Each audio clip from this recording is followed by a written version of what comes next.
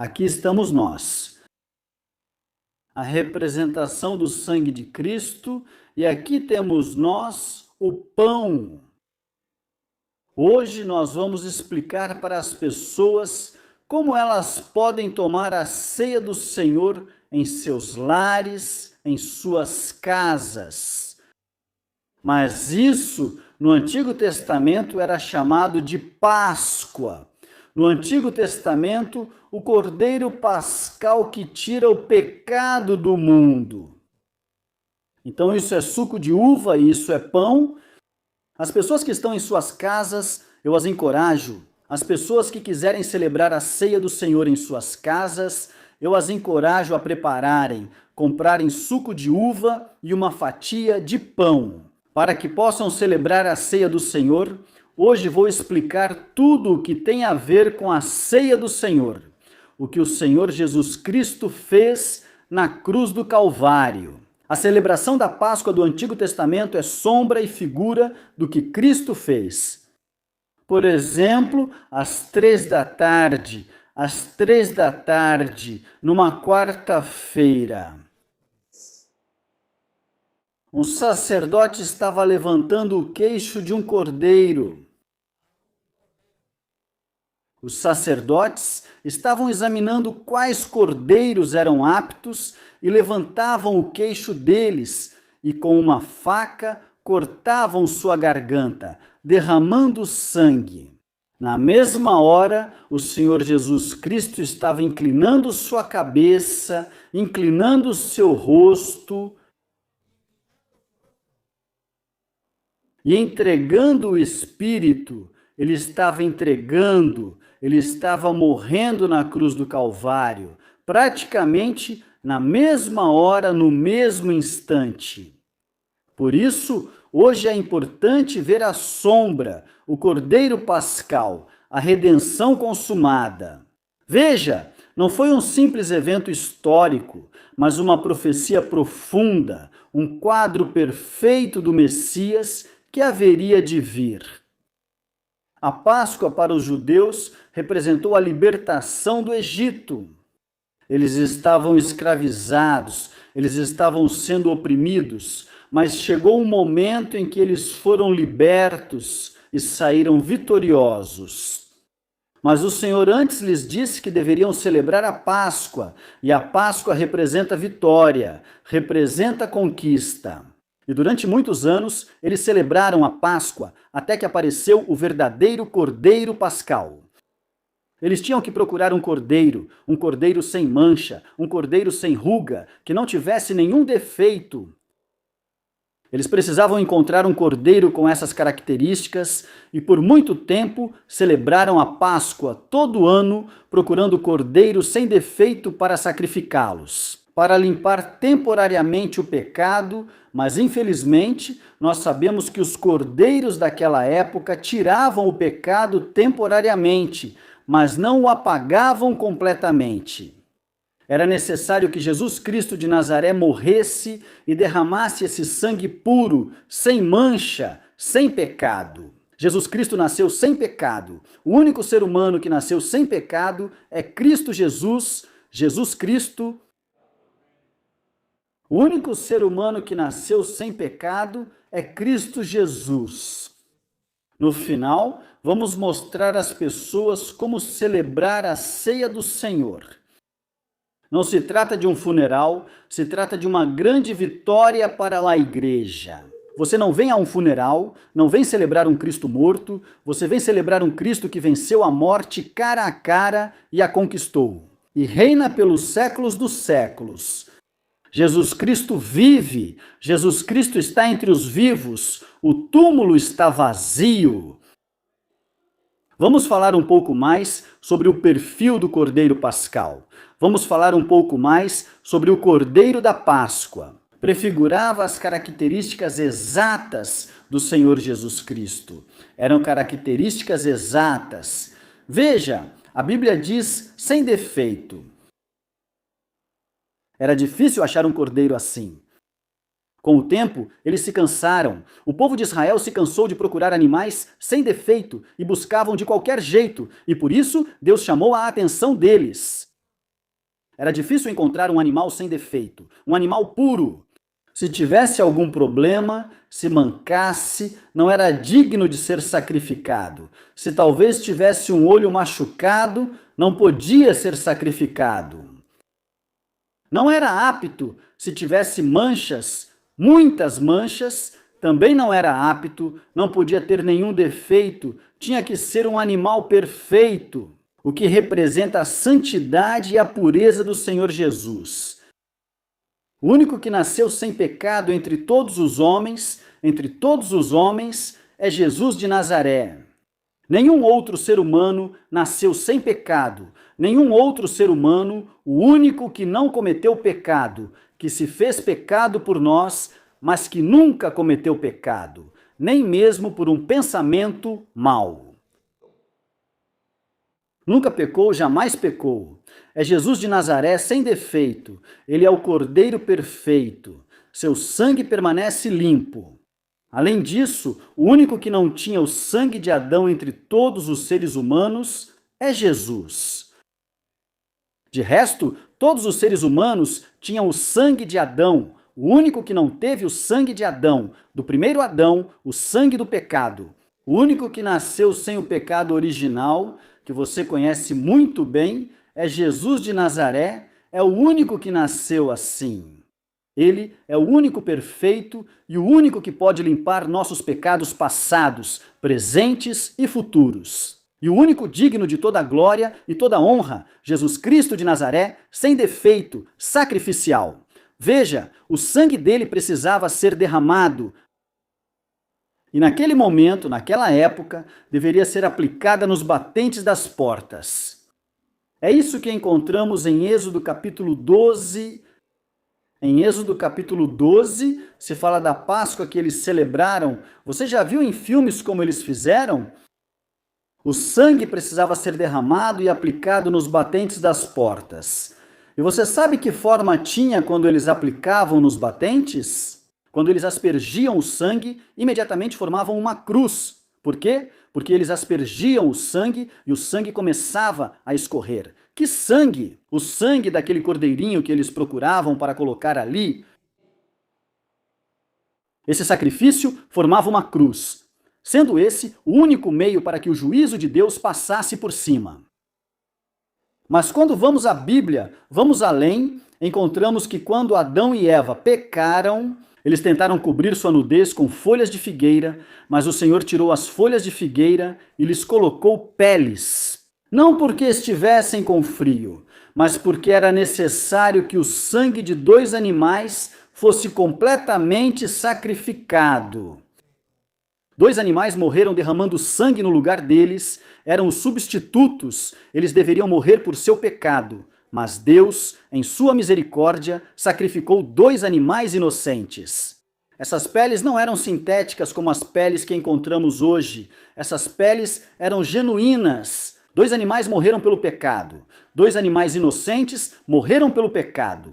De quem? De Adão e Eva. O que aconteceu depois? Vieram Caim e Abel. E Caim e Abel já nasceram no pecado original. Os dois estavam no pecado de Adão. Caim no pecado, Abel no pecado. Um deles apresentou uma oferta pelo seu pecado e apresentou o quê?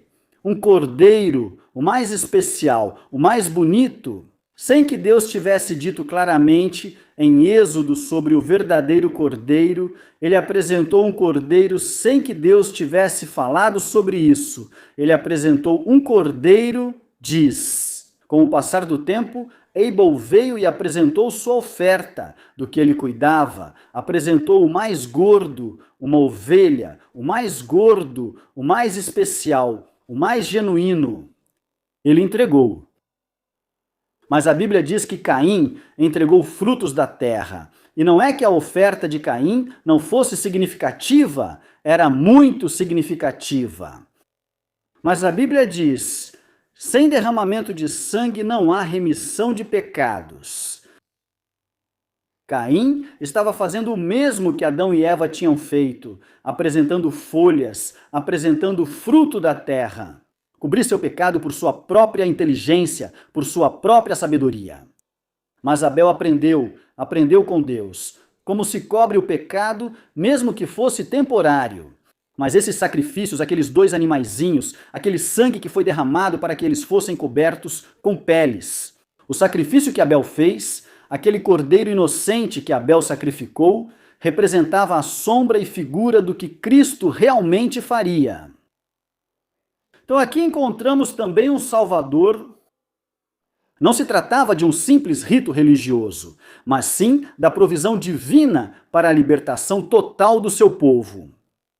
E você vê que a Bíblia diz que saiu o anjo da morte para matar todos os primogênitos, porque essa era a última praga, e saiu o anjo da morte. Israel, onde estava naquele tempo? Israel estava no Egito, dentro do Egito, e o anjo da morte passou por todo o território do Egito, matando todos os primogênitos das pessoas, os primogênitos dos animais. Os filhos primogênitos morreram todos, tanto do Egito como dos animais, todos morreram.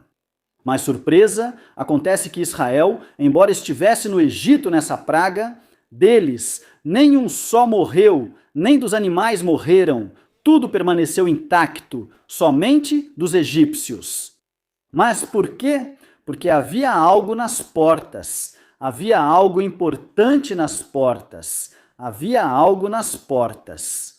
Era o sangue, e esse sangue não podia ser tocado, esse sangue limpava temporariamente e cobria temporariamente. Do anjo da morte, esse sangue os estava cobrindo, os estava protegendo temporariamente. Por isso, as portas que estavam com a mancha de sangue, o anjo da morte não podia penetrar nesses lugares. E é por isso que os primogênitos de Israel, mesmo habitando no Egito, nenhum deles morreu. Hoje, nós não temos o sangue de um cordeiro, hoje temos o sangue de Cristo Jesus de Nazaré. E se você tem o sangue de Cristo que te protege, que te cobre, nenhum demônio, nenhum hóspede, nenhum principado, nenhum poder vai poder entrar na sua casa. Se o sangue de Cristo está vigente, o sangue de Cristo não secou. Os demônios vão dizer: essa pessoa tem o sangue de Cristo, não posso tocá-la, não posso tocar essa pessoa que está coberta com o sangue de Cristo. Os demônios respeitam o sangue de Cristo. Então veja como o Senhor cumpre tudo isso, mas também é um cordeiro compartilhado e consumido em sua totalidade. Isso é algo que nós devemos aprender. Mas por isso eu digo para aqueles que estão conectados que se mantenham no final, porque eu vou explicar para vocês como celebrar a ceia do Senhor, como participar da ceia do Senhor e como vocês podem fazer isso em casa. Êxodo capítulo 12, versículos 8 e 9. Diz a palavra de Deus assim: e naquela noite comerão a carne assada ao fogo e pães sem fermento, com ervas amargas, a comerão. Ainda não havia chegado o Senhor Jesus naquele tempo. Desde Adão e Eva, Jesus Cristo demorou 4.000 anos para chegar depois. 4.000 anos, ou seja, passou muito tempo, houve muitos cordeiros que foram sacrificados. Nada dele comereis cru, nem cozido em água, mas assado no fogo, sua cabeça com seus pés e suas entranhas. Vamos falar sobre isso, que deve ser assado no fogo. Quem aqui gosta de cheiro de carne assada? É gostoso, né? O primeiro a gostar do cheiro de carne assada foi o Senhor.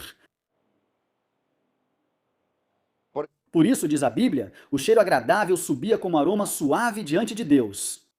Mas o Senhor era muito exigente nisso, não porque ele estivesse com fome, mas porque o Senhor é santo, puro. E se Deus queria que o homem continuasse vivendo, ele precisava cobrir temporariamente o seu pecado até que viesse o sacrifício perfeito, que é Jesus de Nazaré.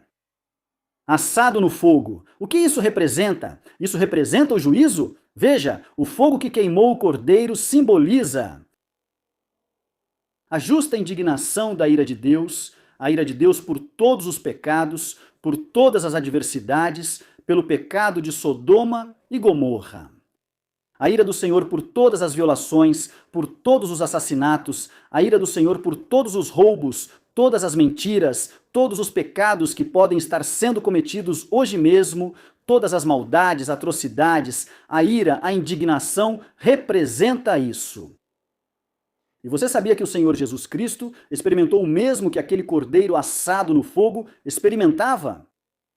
Você sabe quando ele passou por isso? Quando ele disse: Deus meu, por que me desamparaste? Eli, Eli, lama, sabactani. Deus meu, por que me abandonaste? Durante toda a vida, o Senhor Jesus o chamava Padre, Padre, Padre, Padre, Padre. Meu pai, eu e o Pai somos uma unidade, eu e o Pai somos um. Mas naquele momento, quando ele estava na cruz, já não se sentia digno de chamá-lo de Pai. Mas ele diz: Deus meu, por que me abandonaste?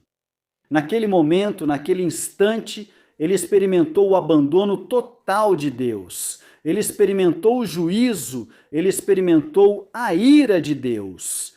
O que o Senhor sentia pela humanidade, ele experimentou. Jesus Cristo assumiu a nossa humanidade e Jesus Cristo experimentou a rejeição de Deus, a rejeição. Jesus Cristo experimentou a ira de Deus, a ira de Deus. Ou seja, Deus derramou a ira de todos os pecados e de todas as maldades sobre Jesus, derramou sua ira, porque ele tomou o pecado do passado, do presente e do futuro. Todo o pecado foi destilado em Jesus, e Jesus foi o objeto detestável de Deus. Ele foi rejeitado, foi odiado por Deus quando estava nos representando a humanidade. E por que ele fez isso? Por que ele se tornou o nosso substituto? Ele tomou o nosso lugar, recebeu a indignação, a ira de Deus, para que pudéssemos participar da sua misericórdia. Jesus Cristo experimentou uma eternidade infernal na cruz. Quando você morrer, se não aceitar Cristo, pagará pelos seus pecados. E pagará pelos seus pecados, tendo como destino final o inferno, pagará pelos seus pecados. Isso não é nada comparado ao que Jesus experimentou. Você pode ir para a eternidade sem Cristo e pagar pelos seus pecados? Mas você sabe o que Cristo experimentou naquele momento, quando ele estava na cruz?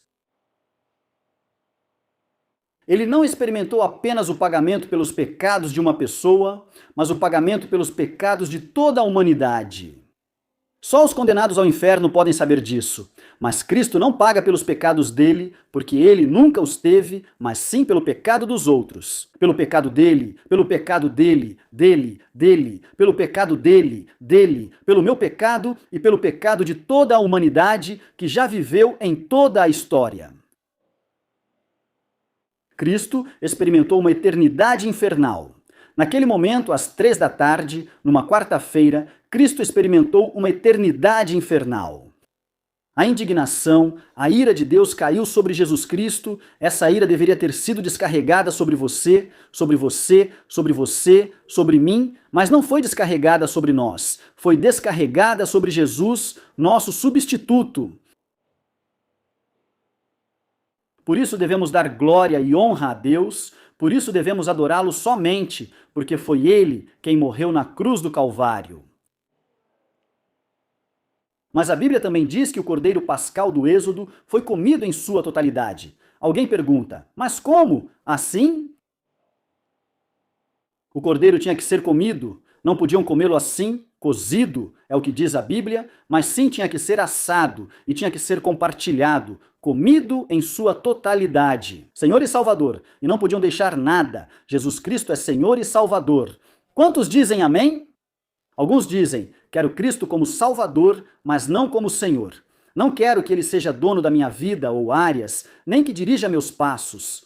Jesus é Senhor e Salvador. Quantos dizem amém? Quantos fizeram de Jesus o seu Senhor?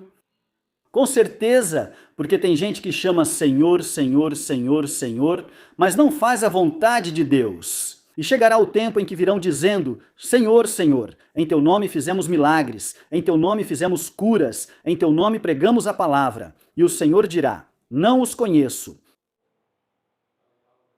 Temos que fazê-lo Senhor e dono de todas as nossas áreas. Veja, o cordeiro devia ser comido por completo.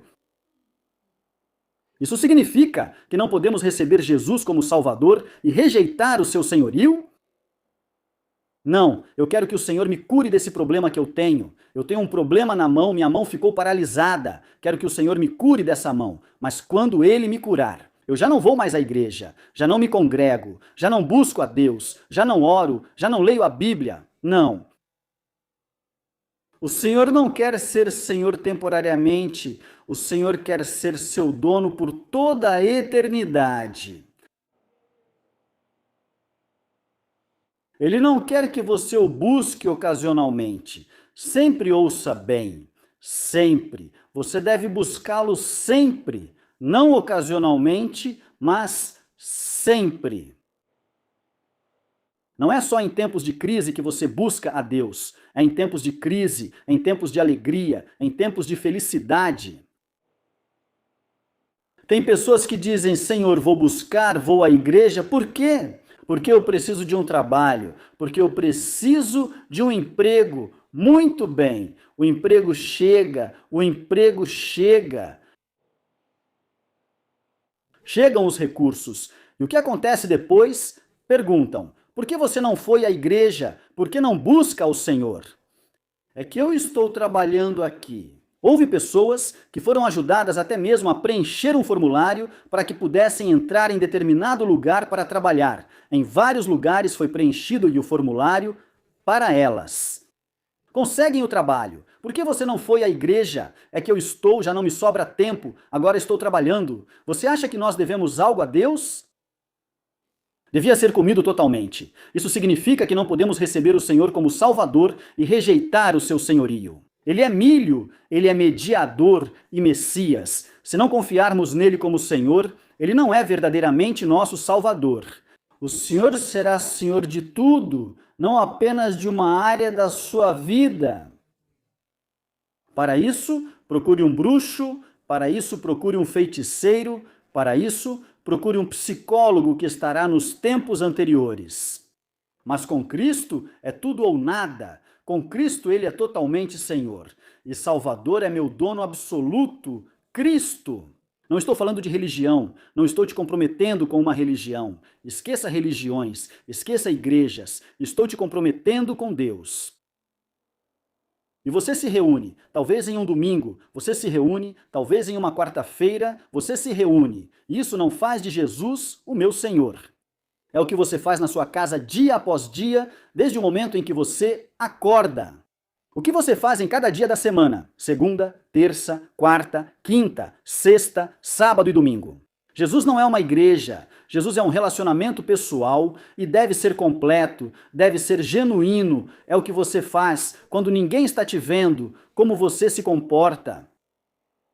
Mas a Bíblia também menciona ervas amargas, certo? Ervas amargas representam o arrependimento genuíno. Não é um remorso, é um quebrantamento pelos nossos pecados. Qual é a diferença entre Pedro e Judas? Não foi Judas quem entregou o Senhor Jesus? Eu vejo que é o mesmo pecado, porque os dois rejeitaram Jesus, um o negou, eu não conheço esse homem, quem será? E o outro o vendeu. É quase a mesma coisa. A diferença está em que o apóstolo Pedro se quebrou, chorou amargamente, mas Judas Iscariotes teve remorso, mas não teve um quebrantamento. E esse remorso o levou a tirar a própria vida. Por isso Judas foi condenado e o apóstolo Pedro não foi condenado. Assim que o Senhor Jesus ressuscitou, ele disse: vão e digam a Pedro e aos outros que eu ressuscitei. Lindo! Jesus, assim que ressuscita, não é? Ele não diz: não, Pedro, não quero nem ver esse aí. Ele me negou, eu senti isso. E a Bíblia diz que quando o galo cantou, Pedro se lembrou. E nesse momento, em João diz que o olhar dele encontrou Jesus de frente. Jesus ficou olhando para ele. Imagine quando Pedro disse: Senhor, darei minha vida por ti, e o Senhor respondeu: você dará sua vida por mim, você dará sua vida por mim. Sim, Senhor, como o Senhor morrer, eu morrerei. Onde for, irei. O que lhe acontecer, estarei lá colocando o meu corpo. Antes que o galo cante 3 vezes, antes do galo cantar, você me negará 3 vezes. Na última vez que ele negou, ficaram se encarando. Não sei como você consegue. Como ele pôde sentir o olhar de Jesus olhando para ele? Se você viu que me negou? E Pedro saiu e chorou amargamente. Qualquer um de nós sai chorando amargamente. É Jesus, meu Jesus, aquele que entregou sua vida por mim na cruz, é o meu Jesus. Não deve haver remorso pelo nosso pecado, deve haver quebrantamento pelos nossos pecados. Aqui então as ervas amargas. Isso significa sentir essa dor pelo nosso pecado, sentir essa angústia. Nós falhamos, nós pecamos. Eu falhei com meu Senhor, pisei novamente no sangue de Cristo, com o qual Ele me salvou. Mas também encontramos o pão sem fermento. O fermento representa o pecado. Comê-lo sem fermento fala sobre ser libertos do pecado. O fermento representa o pecado. Pão sem fermento. E essa era a maneira como celebravam a Páscoa. Eles tinham um pão e esse pão não podia ter fermento, ou seja, não podia ser fermentado. Eles tinham que tirá-lo pronto, porque o fermento representava o pecado, a maldade, ele disse. Pão sem fermento, porque esse pão ia representar quem? A Jesus? No Antigo Testamento ainda não se entendia isso, eles faziam por gratidão, mas não entendiam até que Jesus Cristo apareceu e disse: eu sou o pão da vida. Quem vem a mim nunca mais terá fome, e quem crê em mim jamais terá sede. Sede. Cristo em nós. Ao consumir o cordeiro, este entrava neles para lhes dar força e poder para sair do Egito. Eles, ao consumir o cordeiro, ou seja, isso não era apenas comer, um rito naquela época, mas também esse alimento iria lhes dar força para que pudessem sair do Egito. Ilustrando o mistério de Cristo em nós, a esperança da glória, diz a palavra de Deus: vinde a mim todos os que estão cansados e sobrecarregados, e eu vos aliviarei. Venham a mim todos os que estão cansados e sobrecarregados. Onde estava o cordeiro quando eles saíram? Ouça bem, preste atenção. Onde estava o cordeiro quando eles saíram do Egito? Eu lhes pergunto. Escrevam nos comentários as pessoas que estão conectadas. Onde estava o cordeiro quando eles saíram do Egito? Onde estava o cordeiro? Onde estava o cordeiro quando saíram do Egito? Eles o haviam comido por dentro. Onde estava o cordeiro por dentro? Eles saíram do Egito com o cordeiro dentro. Sabe o que a Bíblia diz?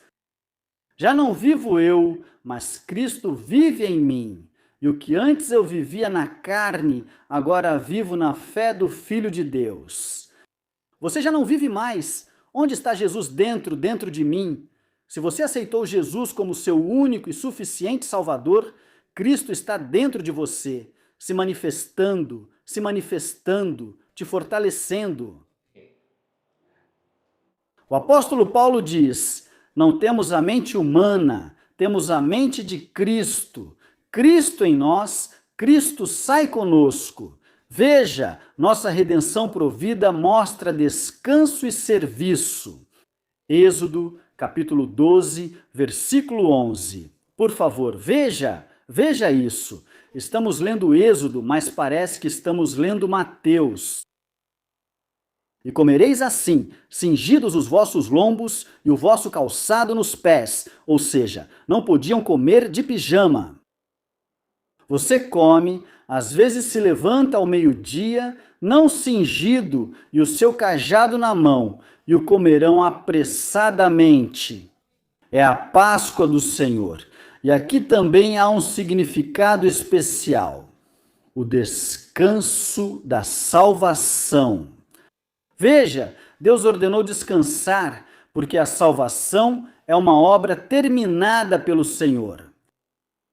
Comereis apressadamente, diz a palavra, mas depois fala de um descanso e diz: não faças mais nenhuma obra, descansa. A que isso se refere? O sábado é que eu tenho que guardar o dia de sábado, e eu esqueci. Dizia que no sábado eu não podia não trabalhar, mas acabei ajudando meu pai a trocar o pneu do carro.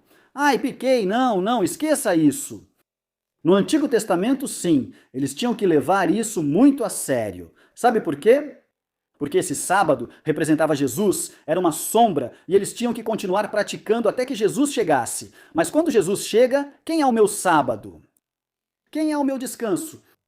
Jesus? Jesus diz: eu sou o Senhor do sábado, ou seja, Jesus se materializa. Já não é mais um dia, mas sim todo o tempo em que devo descansar no Senhor. Porque o sábado, ou o dia de descanso, foi criado por causa do homem e não por causa de Deus. Não é que Deus se canse, Deus não se cansa, é o homem que se cansa. E Deus disse: eu pensei no descanso do homem. Agora, precisamos buscar um dia para descansar, não é? Jesus é o nosso descanso. Descanso. E deve ser constante. Deus ordenou descansar, porque a salvação é uma obra terminada no Senhor. Você já não precisa trabalhar para salvar sua alma. Ah, não, é que vou fazer tal coisa, é que vou de joelhos até Monserrate, lá em Bogotá, em Pasto. As pessoas têm como ritual visitar a melhor igreja, a segunda igreja mais bonita do mundo é Las Lajas. E as pessoas vão de joelhos, e dá para ver, vão de joelhos, sangrando os joelhos, para visitar esse templo. Você não precisa fazer nada para se salvar, não precisa fazer algo extra, porque Jesus Cristo disse na cruz do Calvário: está consumado. O que? Jesus disse: está consumado o pecado, está consumada a maldade. Já não há nada extra que possamos fazer, já não há mais sacrifícios pelos pecados. Quando Jesus Cristo morreu na cruz do Calvário e derramou seu sangue, basicamente dizia aos sacerdotes: vão para casa, seu trabalho acabou. Já não há mais sacrifícios, já não há mais cordeiros sacrificados. O trabalho acabou, os cordeiros acabaram, não procurem mais cordeiros sem defeito. Acabou, este é o sacrifício perfeito que tira o pecado. Já não há necessidade de mais nada, o único mediador. E quero dizer que Cristo é suficiente. Se você tem Cristo, você tem tudo. Você está completo, não lhe falta nada, não faça mais nada, apenas deixe Cristo viver em você. Aleluia! Não façamos mais nada, somente Cristo, só Cristo, só Cristo, só Cristo. E devemos, veja, salvos para servir, embora não sejamos salvos pelas obras, porque não são as nossas obras. O homem, por melhor que seja, se não tem a Cristo Jesus, está condenado. E podemos tirar as melhores coisas de um homem e colocá-las em um só indivíduo, fazer um homem bom, perfeito, um cavalheiro, que não diga uma só palavra ruim, que não tenha um só pensamento mau. Mesmo assim, sem Cristo vai para o inferno. Ninguém é grande o bastante, nem pode se salvar sozinho. Precisamos de Cristo, Jesus. Cristo não faz acepção de pessoas. O maior pecador, não importa o seu pecado, não importa o pecado que você cometeu, não, é que você não conhece o meu pecado. Não se preocupe, o Senhor Jesus conhece, e isso é suficiente, e o Senhor pagou pelo seu pecado. Mas é que tem gente que não se perdoa. Quer dizer que Cristo ainda não está aí? Não importa o pecado, não importa a maldade, não importa a transgressão em Cristo Jesus. Todos os pecados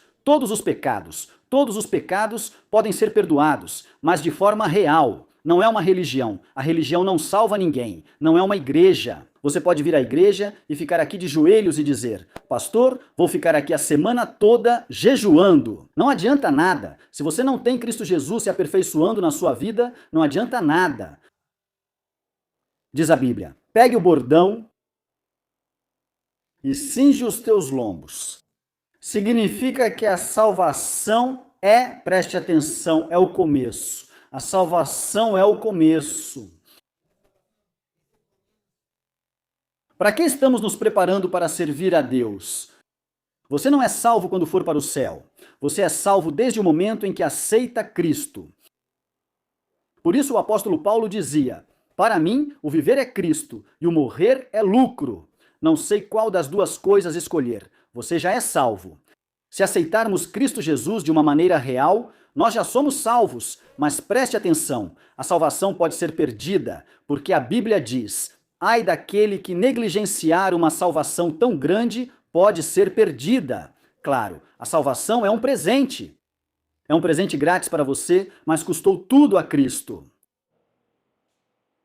Veja que quando Deus cria o universo, ele cria apenas com sua palavra. Disse a Bíblia: faça-se, e fez-se o universo, todos os planetas, os sistemas solares, tudo o que você vê.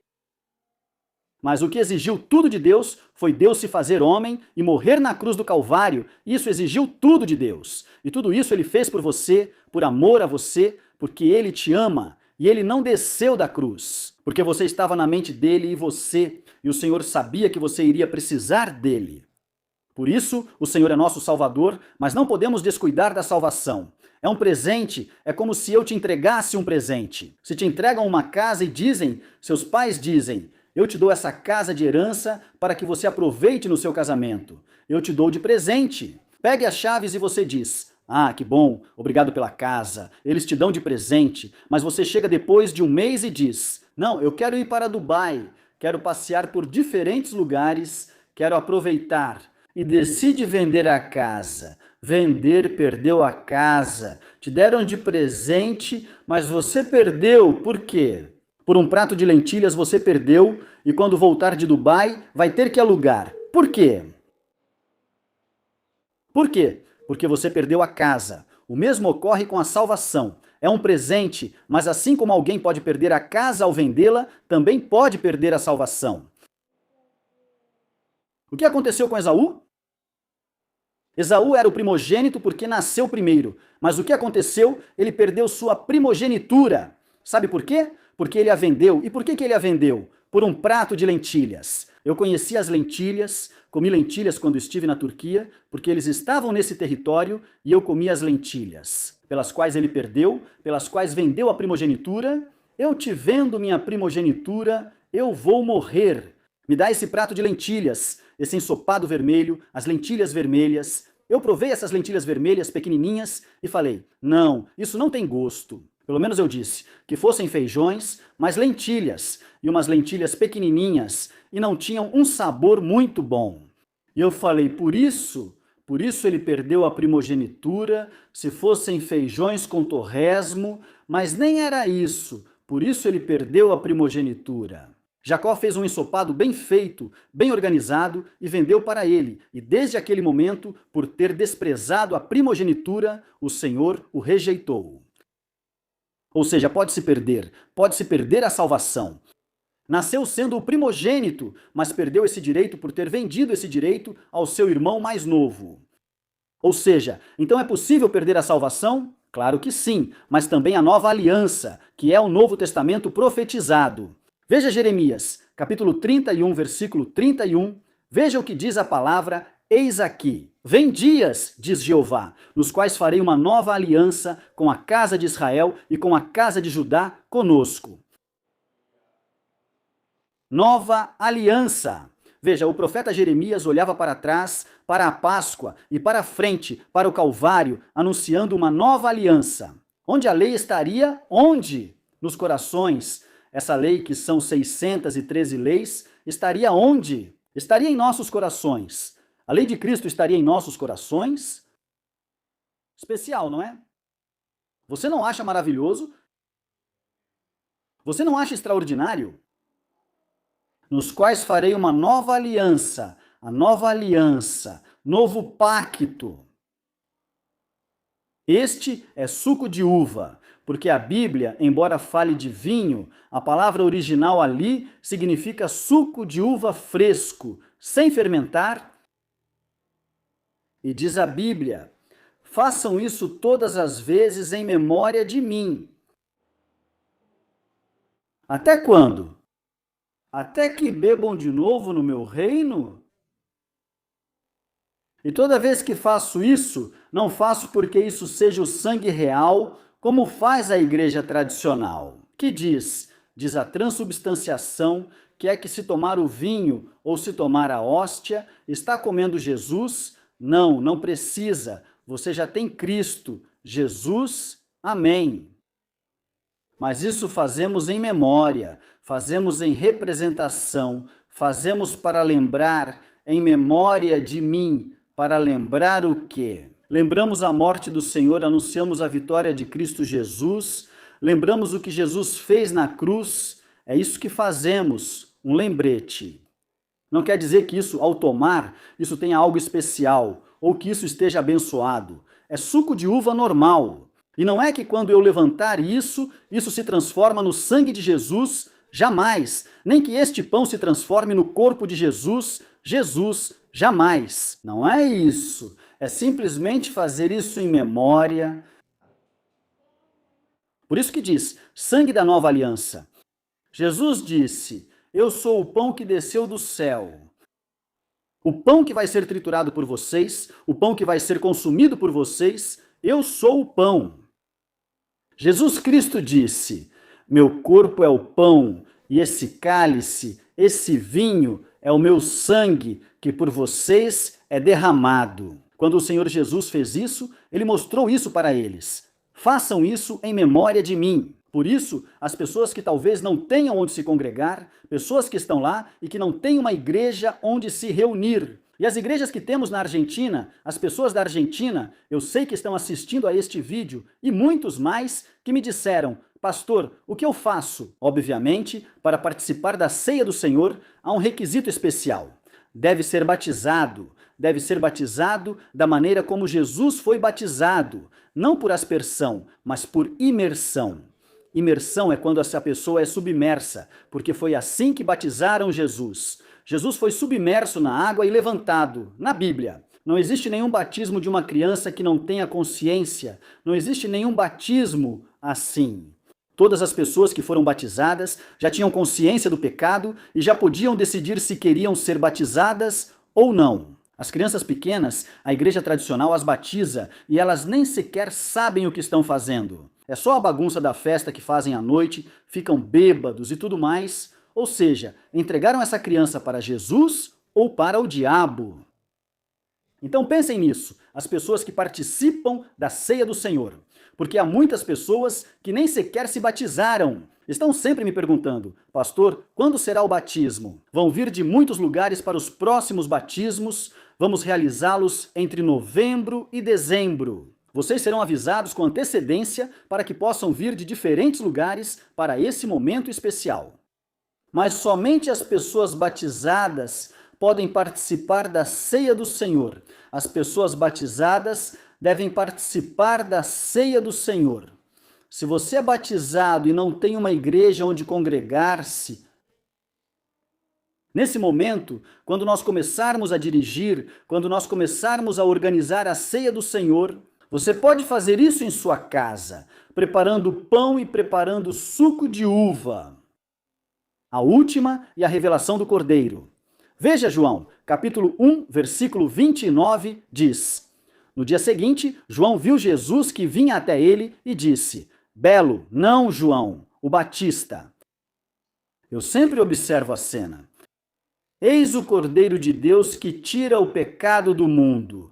Jesus Cristo já não é o Cordeiro do sacerdote, Jesus Cristo já não é o Cordeiro do rebanho, Jesus Cristo é o Cordeiro de Deus que tira o pecado do mundo.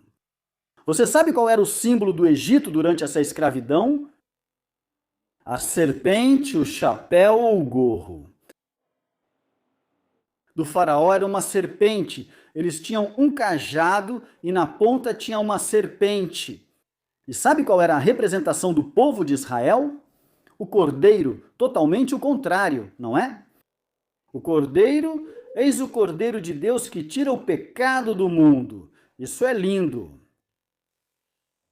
1 Coríntios 5,7 diz: Purificai-vos, pois, do fermento velho, para que sejais uma nova massa, sem fermento, como realmente sois. Porque a nossa Páscoa? Quem é a nossa Páscoa? Agora? Cristo já foi sacrificado por nós, já não há necessidade de mais sacrifícios, não faça mais sacrifícios, já não há necessidade. Aceite o sacrifício de Cristo, receba-o, aceite-o. Aqui está a história, instituição da nova aliança. Você sabe o que é isso? Você quer entrar nessa nova aliança? Você quer participar dessa nova aliança? Lucas 22, 19 a 20. Diz a palavra: E tomou o pão, deu graças, partiu e deu a eles, dizendo: Este é o meu corpo, que é dado por vocês. Façam isso em memória,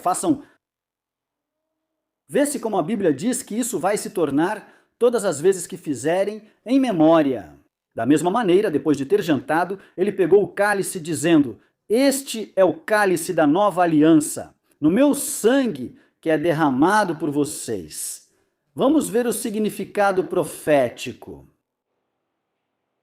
Isso se chama matizá em hebraico. Pão sem fermento. É matizá em hebraico. E esse matizá tinha listras, diferentes listras. Era que tiravam o matizá.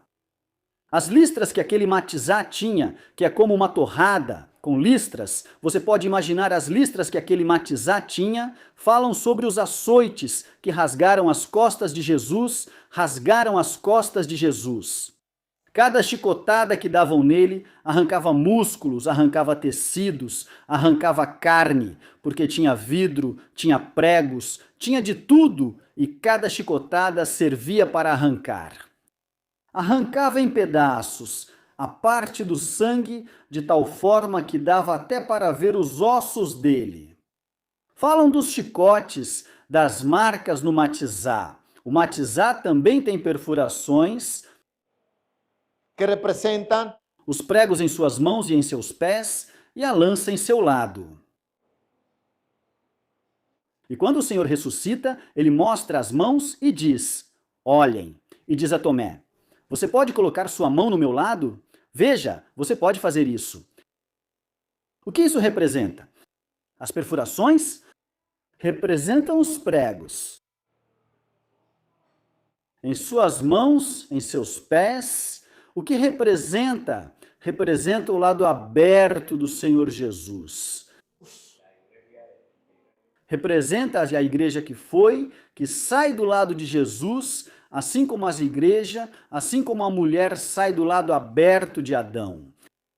O pedaço do meio, porque esse era o pão, é tirado de um conjunto de 3, ou seja, eles chegavam e tiravam de um conjunto de 3. E o símbolo da Trindade, partido, escondido, profetiza não só a sua crucificação, mas também a sua ressurreição. Mas isso não é tudo, tem algo mais, e é que o Monte Moriá é o lugar onde mais judeus e árabes, judeus e muçulmanos lutaram. Onde está a mesquita de Al-Aqsa, onde há uma mesquita islâmica que toda vez que você vê Israel em fotos, aparece uma cúpula dourada. É a conexão com Abraão e Isaque. O Calvário fica no Monte Moriá, o mesmo lugar onde Abraão foi chamado para sacrificar seu filho Isaque, o filho da promessa. Esse mesmo lugar onde Abraão ia sacrificar Isaque é o mesmo lugar onde Jesus Cristo seria sacrificado. Você não acha maravilhoso? Mas também o substituto perfeito, assim como Deus providenciou um carneiro coroado de espinhos porque ia sacrificar Isaque. Vocês se lembram que Abraão levantou a mão, a espada, e imediatamente ia cortar quando Deus disse: Pare, Abraão, Abraão, Abraão, pare, já sei que você teme a Deus. E quando ele olhou, se um carneiro havia passado e ficou com seus chifres presos em um arbusto. Entre espinhos, isso não te lembra algo? A coroa de espinhos ficou presa em seus chifres em um arbusto, e esse foi o cordeiro que sacrificaram. No lugar de Isaque, Deus substituiu, Deus proveu, por isso ele é chamado de Jeová Jiré, o Senhor é meu provedor. A aplicação do sangue com hisopo.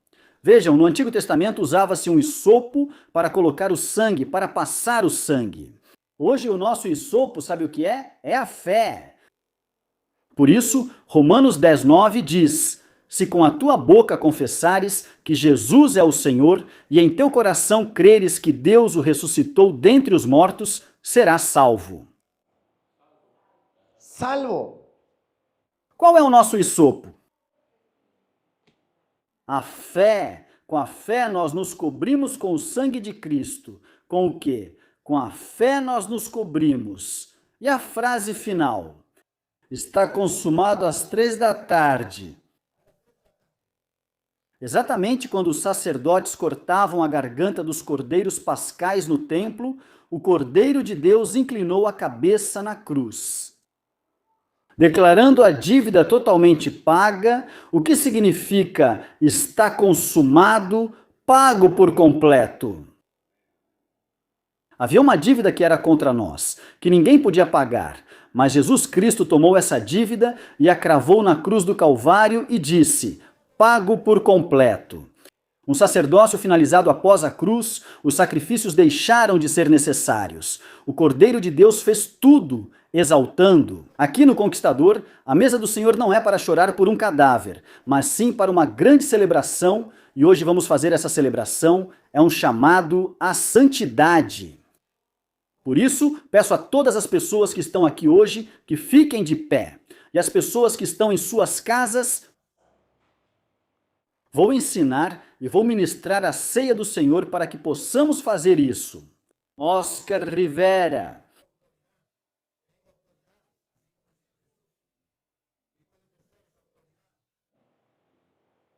Então você pode fazer isso da sua casa, sempre levando em conta este vídeo. E sempre faça isso repetindo isto ou repetindo o vídeo. As pessoas que estão lá para serem guiadas através do vídeo, nós vamos direcionar todas as pessoas. E para aquelas pessoas que estão aí e que não conseguiram se congregar, que não encontram uma igreja adequada para se congregar. Vocês podem fazer isso através deste endereço, ou seja, sempre que forem fazer, procurem o vídeo. A menos que já estejam em uma igreja onde o pastor esteja dirigindo esse evento, esse momento. Caso contrário, façam através deste endereço que vamos usar. Amém? Vamos fazer de forma bem organizada, sendo bem pontuais. Então nós assumimos.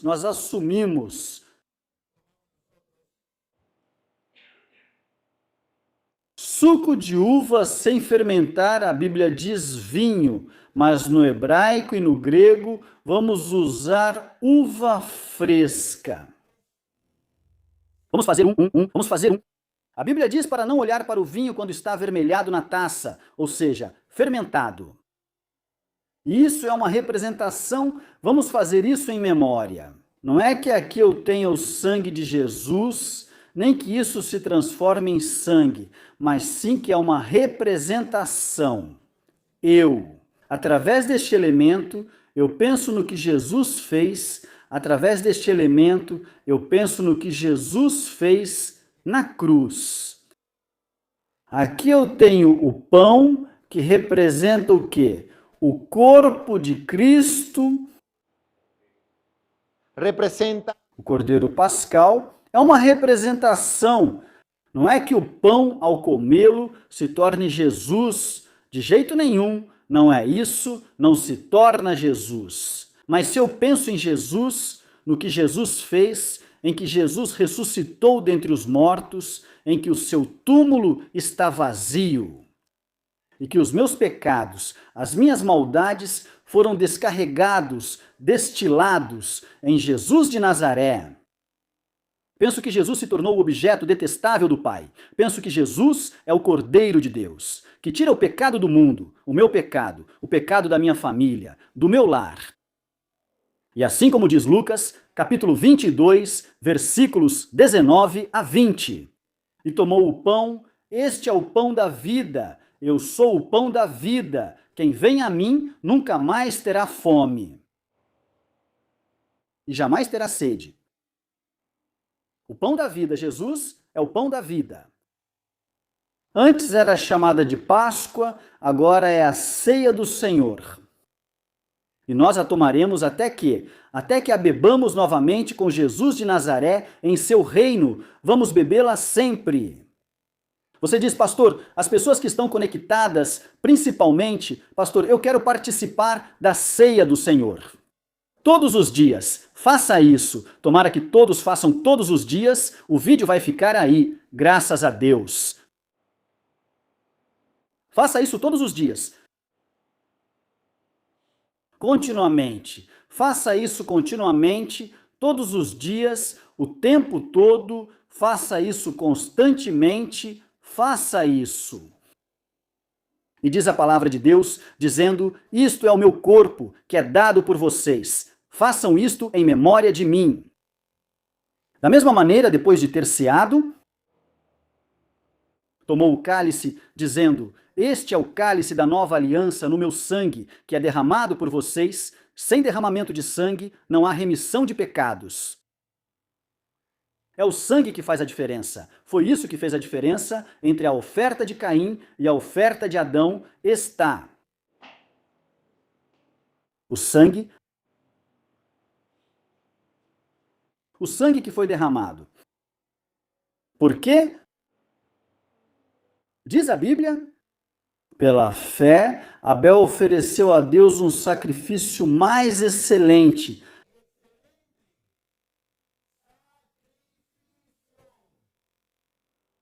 Amém.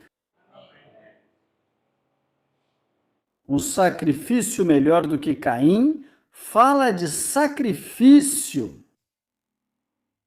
Por isso, as pessoas que estão aqui presencialmente, as pessoas que estão em casa, imagino que já sabem. Já se preparam, sempre pegando o pão, pegando o suco de uva sem fermentar, e vamos todos tomar o pão.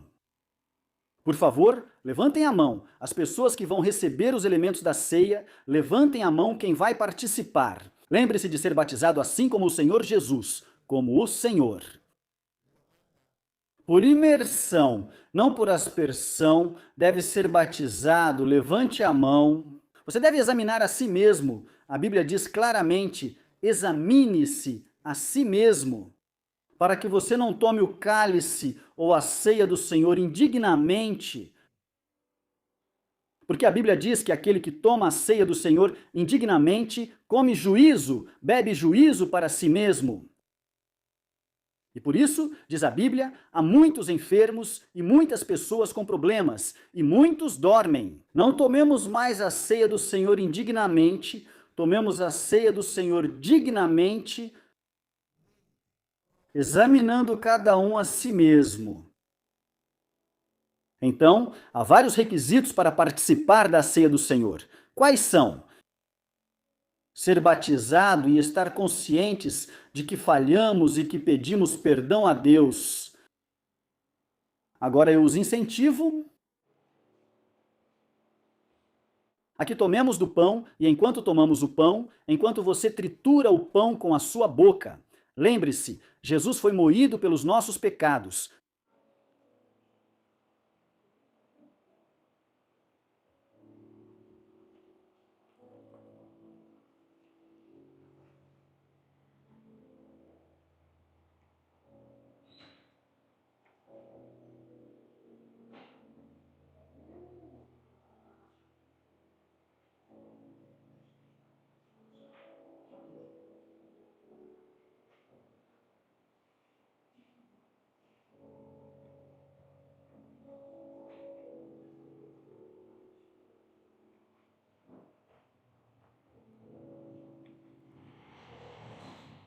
Vamos agradecer a Deus. Fazemos uma pausa antes de tomar o cálice e dizemos: Senhor, obrigado, obrigado por esse corpo que foi entregue. Obrigado, Deus, por esse corpo, Senhor, que foi moído pelos nossos pecados. Eu te agradeço.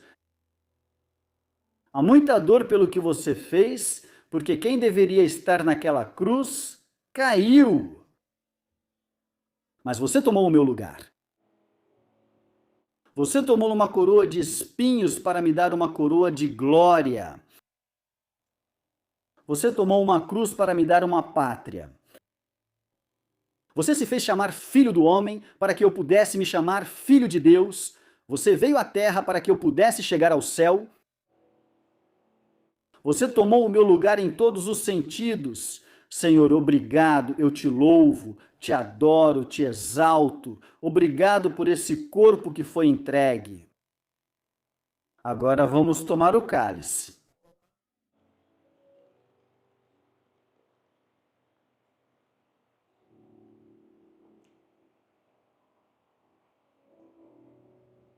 E diga: obrigado, Senhor, pelo sangue da nova aliança e eterna.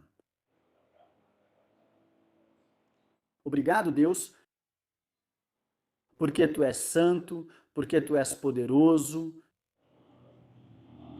porque nossas vidas estão seguras em Ti, Senhor. Obrigado, Deus, porque minha vida se rende, porque minha vida descansa em Teus propósitos, Teus planos. Obrigado, Pai, porque uma única gota do sangue de Cristo pode fazer tremer todo o reino das trevas. E esse sangue está cobrindo minha vida, minha casa, meu lar.